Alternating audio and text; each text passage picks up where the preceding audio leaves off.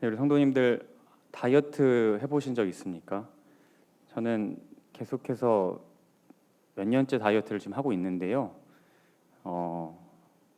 보시기에 많이 빠졌는지 어쩌는지 모르시겠지만 저는 꾸준히 정말 수치로 말씀드리면 한 2년 정도에서 한 16kg 정도 지금 감량을 했습니다. 제가 생각보다 꽤 많은 감량을 했는데 제가 이렇게 운동하고 감량하고 있는 거를 되게 제 주변에 있는 사람들이 많이 알고 있습니다. 그래서 그때 한 청년이랑 이렇게 치킨을 먹었는데 그 친구가 묻더라고요. 전사님 이게 다이어트 하시고 감량하는 걸로 알고 있는데 치킨 드셔도 돼요? 이렇게 저한테 물어보길래 제가 대답을 했어요. 아, 치킨은 살 안 쪄 이렇게 얘기했어요. 그랬더니 그 친구가 진짜 깜짝 놀라더라고요. 진짜요? 했더니 제가 그 다음 이렇게 얘기했어요. 응, 내가 쪄 이렇게 얘기했어요. 네, 죄송합니다 아침부터. 그러니까 제가 감량 많이 했다고 하면 여러분들이 저한테 많이 물어보십니다. 어떻게 했냐? 그래서 무슨 다이어트가 좋냐 이런 얘기를 저한테 참 많이 하시는데요.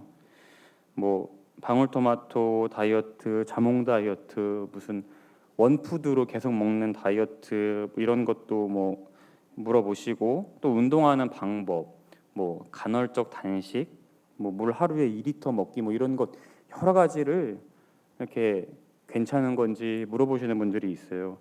근데 사실 그분들이 저한테 듣고 싶은 답은 진짜 이온 운동이 좋다라는 얘기보다 뭐가 쉽죠? 뭐가 더 쉬운 게 뭔가요? 라는 것이 좀 내포되어 있습니다.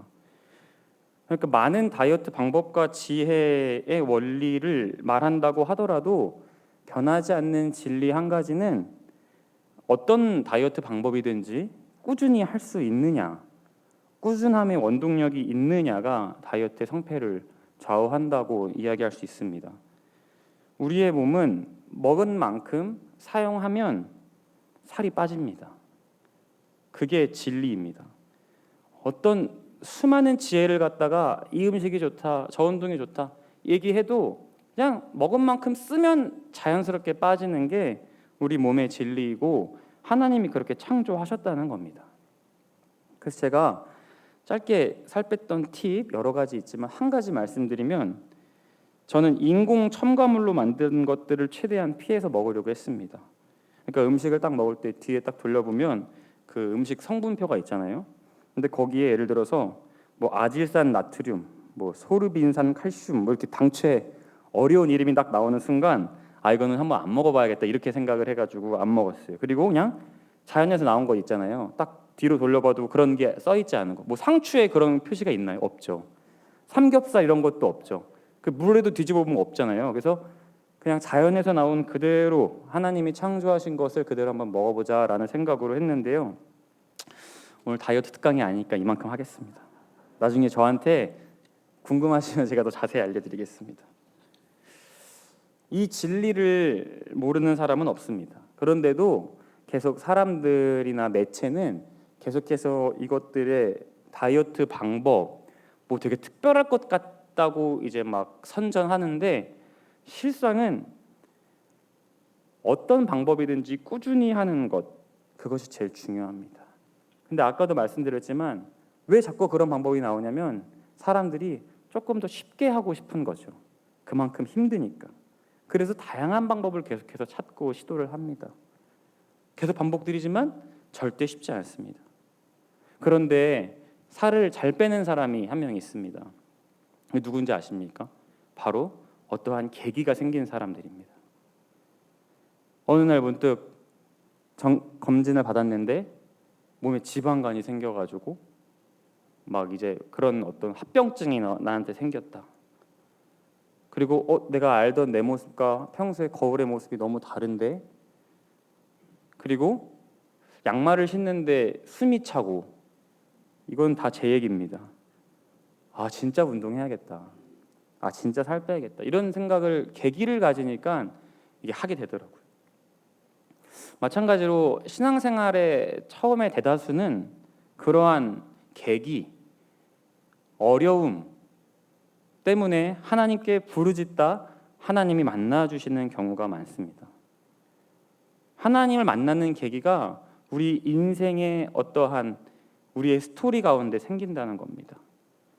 좌절하던 중에 절망하던 중에, 어려움 중에 여러 가지 수많은 지혜와 방법으로 내가 이 상황을 타개하려 했으나 정말 그것을 넘어서기 힘들 때 하나님께 부르짖고 아뢰더니 그 진리 되신 하나님을 만나는 경험을 우리가 한다는 것입니다. 그런데 조금만 상황이 나아지면 어떻게 돼요? 운동도 그렇고 신앙생활도 그렇고 금세 요요가 찾아옵니다.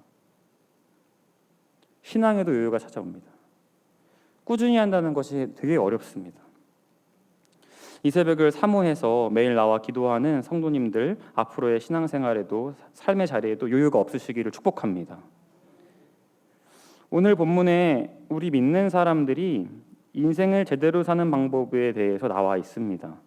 오늘 12장 우리 마지막 위에 제목을 보면 사람의 본분이라고 되어 있습니다. 인생을 어떻게 사는 것, 인생의 결말이 무엇인가 많은 사람들이 묻고 얘기하고 하지만 아주 뻔한 답처럼 보입니다만 13절이 그 정답입니다. 우리 13절을 한번 한 목소리를 읽겠습니다. 13절입니다. 시작. 이래 결국을 다 들었으니 하나님을 경외하고 그의 명령들을 지킬지어다. 이것이 모든 사람의 본분이니라. 아멘. 제가 서두에 다이어트 이야기했지만 쉬운 길 없죠. 꾸준히 하고 먹은 만큼 소비하면은 그것이 진리다. 근데 사람들은 자꾸 지혜를 얻으려고 하는 이유가 뭐예요? 좀 쉽게 해보려고. 무슨 음식이 좋다, 무슨 운동이 좋다. 그러나 먹은 만큼 소비하는 것처럼 마찬가지로 우리가 이 세상을 살아가는데 수많은 지혜와 많은 사람들이 알려주는 지식으로 우리의 인생을 살아가려고 하지만 사실 진짜 우리의 인생을 사는 가장 큰 키포인트는 하나님을 만나느냐 만나지 못하느냐에 달려 있다는 사실입니다. 하나님을 신뢰하고 끝까지 믿어야 합니다. 다른 길은 없고 쉬운 길은 없다는 사실이 오늘 전도서 말씀을 통해서 우리에게 주신 하나님 말씀인 줄을 믿으시기를 바랍니다. 예전에 제가 공부 별로 하고 싶지 않을 때 이 전도서 12절의 말씀을 많이 인용했어요. 내 아들아, 공부하는 것은 몸을 피곤하게 하고 책을 짓는 것은 끝이 없다. 제가 공부하기 싫을 때마다 이 말씀으로 제가 회피를 하곤 했는데요. 이 말씀이 공부하지 마, 책 읽지 마, 이런 말씀이 아니라는 거 다 아실 겁니다. 아무리 수많은 지혜와 지식으로 책을 가지고 와도 책을 통해 우리가 얻어진다 하더라도 하나님을 실제로 만나는 경험, 진리가 없으면, 그리고 아무리 내 지식으로 가득 차 있어서 하나님을 잘 모른다면 아무런 인생의 의미가 없다는 얘기를 하고 있는 겁니다. 우리 성도님들은 하나님을 두려워하고 하나님의 계명을 지키는 그 진리의 말씀을 붙드시기를 축복합니다. 진리는 아주 단순하고 명확합니다. 돌려서 얘기하지 않아요. 이번 주일에 선포된 말씀을 기억하십니까? 오히려 뺄 때 더 하나님께서 더해진다는 말씀. 그 말씀이 맥락이 오늘 전도서의 말씀입니다. 우리가 뭔가 지식과 지혜를 많이 채우면 뭔가 잘할 수 있을 것 같지만 실제로는 하나님 한 분만이면 족한 것입니다. 예수님께, 하나님께 사로잡혀 사는 삶이 바로 진리의 삶이라고 얘기하는 것입니다. 내 마음대로 하고 많은 지식과 수많은 부와 지혜로 세상을 살 수 있을 것 같았지만 그 똑똑한 솔로몬도 결국에는 마무리를 하나님을 두려워하고 계명을 지키라라는 것으로 이 전도서가 끝이 납니다. 진리는 매우 단순하고 명확하다는 것을 기억하시기 바랍니다. 욥기의 말씀을 보면요, 욥의 친구들이 나와서요, 고통을 당하는 욥에게 얘기를 하는 장면이 나옵니다. 무려 30장이 넘는 얘기를 계속합니다. 아마 욥의 귀에서 피가 났을지도 몰라요. 근데 그들이 하는 얘기의 근간이 다 어디에 있는 줄 아시죠? 자기들의 생각이에요. 자기들이 나름 박사들이에요. 경험해봤다고 생각했어요. 그래서 욥한테 계속 얘기를 하는 거죠. 지혜를 계속해서 얘기하는 거죠. 너가 하나님을 신뢰하지 않았을 수도 있다. 너가 하나님께 뭔가 실수했을 수도 있다.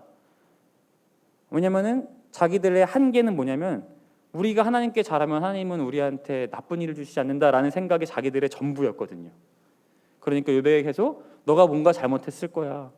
너 그렇게 하나님을 욕하지 마. 너 그러다가 더 큰 형벌을 받을지도 몰라. 이러면서 계속 욥에게 자기들의 지식과 지혜로 오히려 그 상처난 욥의 마음에 소금을 막 뿌립니다. 하나도 요백의 위로가 되지 않습니다. 자기들은 나름 지혜롭다, 지식의 말을 전한다고 생각하는데 말이죠. 그런데 그 욥과 친구들에게 한 큰 반전이 일어납니다. 바로 언제입니까? 하나님이 친히 나타나십니다. 욥기 42장 5절의 말씀을 제가 읽겠습니다.